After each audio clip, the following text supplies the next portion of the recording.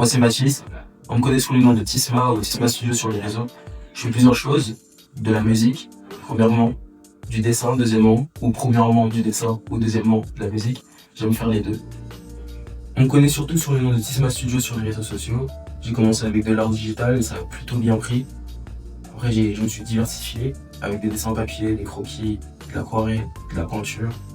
Et c'est là que j'en suis aujourd'hui au niveau de l'art. La musique c'est pareil, j'ai toujours aimé créer de la musique depuis le lycée. C'était un peu caché, je le montre à la personne.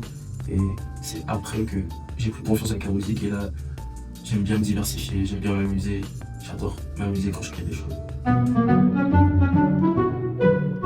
En ce qui concerne la musique, ma première inspiration c'est ma sœur.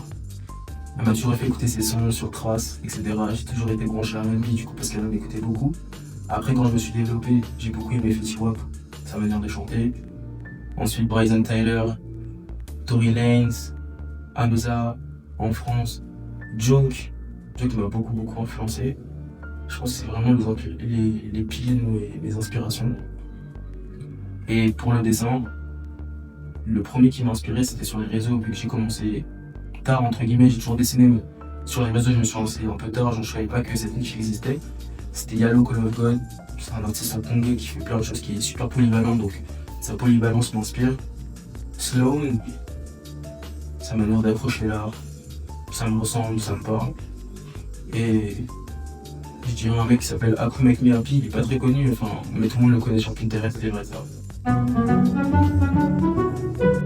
Ce que GMT représente pour moi en tant qu'artiste, c'est une manière de se développer sans limite, avec des personnes qui se comprennent artistiquement, des personnes qui se comprennent humainement, et grandir au sein d'un groupe sain, en faisant ce qu'on aime, et avec la dalle de faire les choses par la passion et par le plaisir de créer quelque chose avant tout. Et c'est ça qui nous drive tous les jours et c'est pour ça que je pense que DMT ira très loin.